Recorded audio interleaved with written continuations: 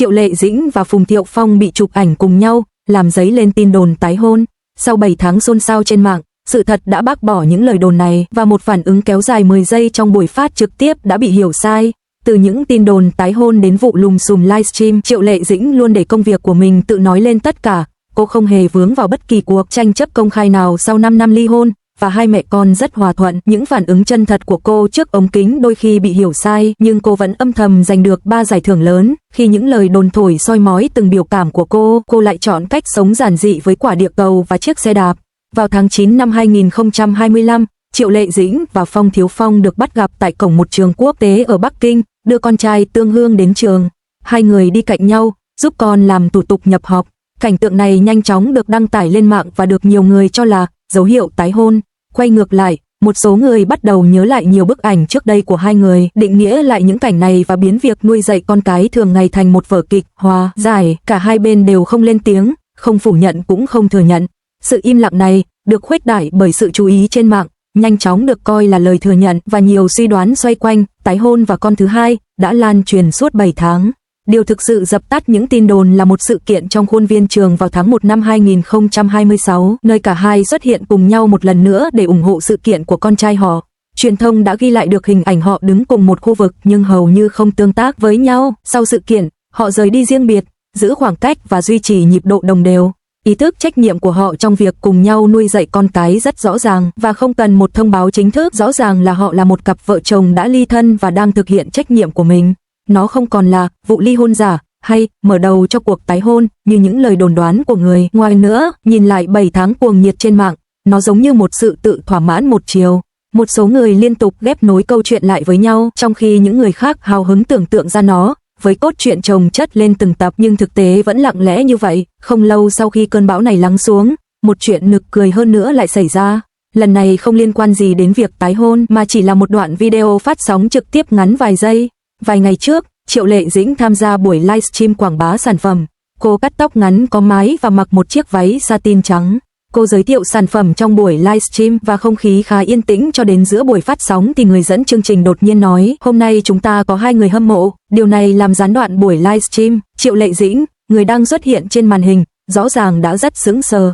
Mắt cô nheo lại và cô vô thức lùi lại. Cô buột miệng nói: "Đừng làm tôi sợ." Rồi cô thì thầm: "Không, làm ơn." Toàn bộ sự việc chỉ kéo dài khoảng 10 giây trước khi kết thúc và buổi livestream tiếp tục như bình thường. Vấn đề nằm ở đoạn video ngắn khoảng 10 giây này. Một số người đã cắt đoạn nhỏ này ra và phát đi phát lại nhiều lần. Thêm vào đó là những tiêu đề phóng đại và nhiều suy đoán chủ quan khác nhau. Các bình luận đột nhiên đi chệch hướng. Một số người nói rằng cô ấy đã hơn 30 tuổi mà vẫn diễn trẻ trung và dễ thương.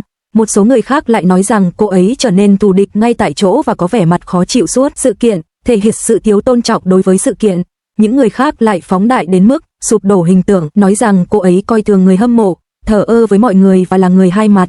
Ma Dui, người dẫn chương trình cũng có mặt trong phòng phát sóng trực tiếp, không thể chịu đựng được nữa và nhanh chóng giải thích trên mạng xã hội rằng phân đoạn đó là một thiết kế tương tác đã được thông báo trước và không phải là một cuộc tấn công bất ngờ. Chỉ là Triệu Lệ Dĩnh là người khá hướng nội và dễ bị căng thẳng khi mọi thứ thay đổi đột ngột.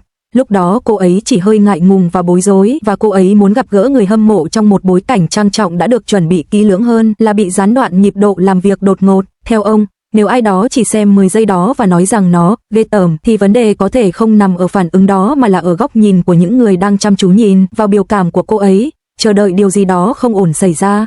Những lời đồn đoán như vậy chẳng có gì mới mẻ với Triệu Lệ Dĩnh. Cô đã bị soi mói từ khi mới ra mắt. Những năm đầu làm diễn viên quần chúng, cô bị chỉ trích là không xinh đẹp và thiếu tinh tế vì khuôn mặt tròn. Sau đó, cô bị nhầm người khác trên phim trường và bị đem ra làm trò đùa, dẫn đến việc bị gán mác trí tuệ cảm xúc thấp. Tiếp đó, cô đăng ảnh mình đang thực hiện động tác xoạc chân để đáp trả tin đồn mang thai, khiến cô bị cáo buộc nói dối. Mặc dù cô đã xóa bài đăng liên quan trên Weibo, nhưng những bình luận tiêu cực vẫn không biến mất. Giờ đây, một hành động phản xạ đơn giản như giật mình trong buổi phát trực tiếp đã bị đóng gói thành sự cố sụp đổ hình ảnh trên livestream. Hầu hết khán giả quen thuộc với cô ấy đều biết rằng cô ấy không phải là người khéo léo hay ăn nói lưu loát. Trước đây, cô ấy từng thẳng thừng chỉ ra vết son môi trên răng của Tạ Na trong một chương trình truyền hình thực tế, thậm chí còn nói thẳng trên truyền hình rằng Ninh Tĩnh không mặc váy, khiến cô ấy có biệt danh là Triều Tiểu Đạo, Triệu Lệ Dĩnh Xiao Đao. Biệt danh này cũng là một cách nói khác cho thấy cô ấy không giỏi ứng xử hay ngoại giao. Hà Cương từng nhận xét về cô ấy trong một chương trình: nói rằng cô ấy là một người thẳng thắn và những người hiểu rõ cô ấy đều muốn làm bạn với cô ấy. Bản thân cô ấy cũng từng nói trong các cuộc phỏng vấn rằng cô ấy thà thỉnh thoảng nói sai điều gì đó trong đời thực còn hơn là cảm thấy như đang đọc kịch bản sau một buổi biểu diễn. Cô ấy không muốn mang trạng thái phải chuẩn bị sẵn sàng đối mặt với máy quay vào cuộc sống cá nhân của mình. Nhìn vào đoạn phát trực tiếp đó từ góc độ này, màn trình diễn của cô ấy trở nên đơn giản hơn nhiều. Cô ấy đột nhiên bị gián đoạn, và trong một khoảnh khắc lo lắng, cô ấy theo bản năng lùi lại, không muốn đến quá gần người lạ mà không chuẩn bị trước.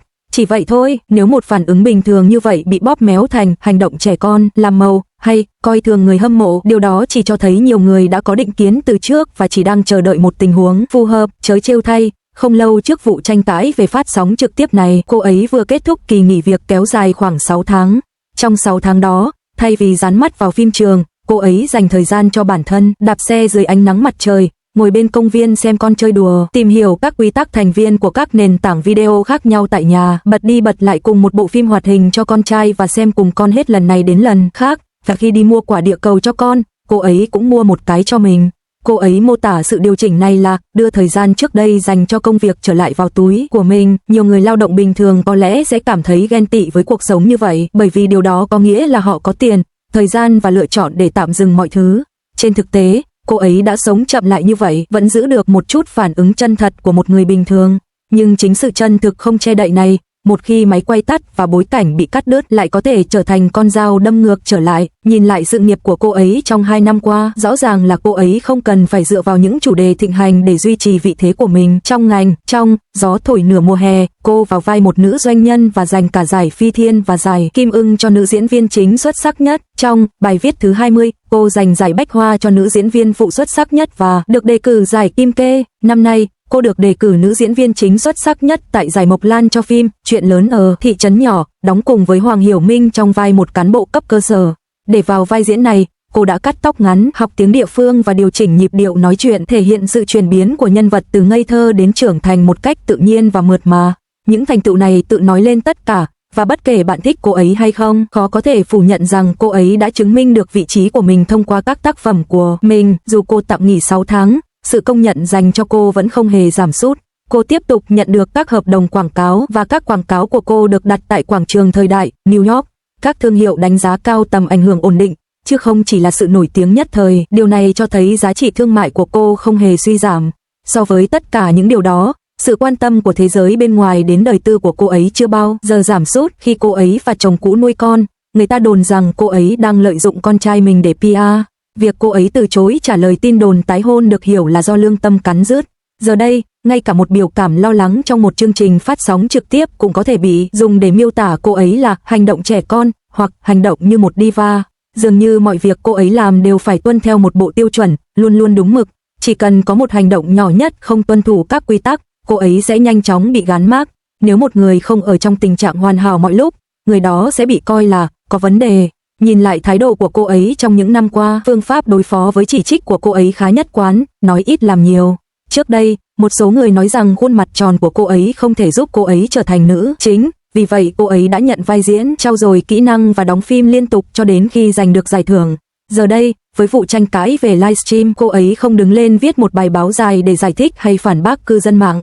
Thay vào đó, cô ấy đăng trên Weibo, tôi thực sự thích kiểu tóc mới của mình, chuyển sự chú ý trở lại công việc và bản thân, và tiếp tục sống theo nhịp độ riêng của mình. Lựa chọn của cô ấy rất rõ ràng, không tranh cãi với mọi bình luận mà đáp lại bằng công việc và thời gian của mình. Câu chuyện tái hôn và có con thứ hai, từng được thổi phồng suốt 7 tháng trời giờ đã bị phá vỡ bởi thực tế cuộc sống thường nhật. 5 năm sau khi ly hôn, cả hai đều không hề nói xấu nhau trước công chúng. Họ có lịch trình chung cho con cái, với những chi tiết rõ ràng về việc ai đón và ai đưa đón. Họ đã thay phiên nhau chăm sóc con hàng chục lần. Giờ đây, khi đứa trẻ đã 7 tuổi, nó là phần duy nhất trong mối quan hệ của họ mà cả hai cần cùng lúc chăm sóc. Mối quan hệ hợp tác sau ly thân như vậy không cần những lời lẽ ngọt ngào hay việc cố gắng xây dựng hình ảnh, và có thể được coi là một cách giải quyết vấn đề khá đàng hoàng. Còn về khoảnh khắc hoảng loạn ngắn ngủi 15 giây trên sóng truyền hình trực tiếp đó, trong cuộc sống bình thường, nó có thể chỉ là sự do dự khi chào hỏi người lạ. Nhưng vì cô ấy là trung tâm của ống kính, nó đã bị phóng đại và trở thành đối tượng của đủ loại suy đoán vô căn cứ và được sử dụng như bằng chứng để khiến mọi người cảm thấy ghê tởm.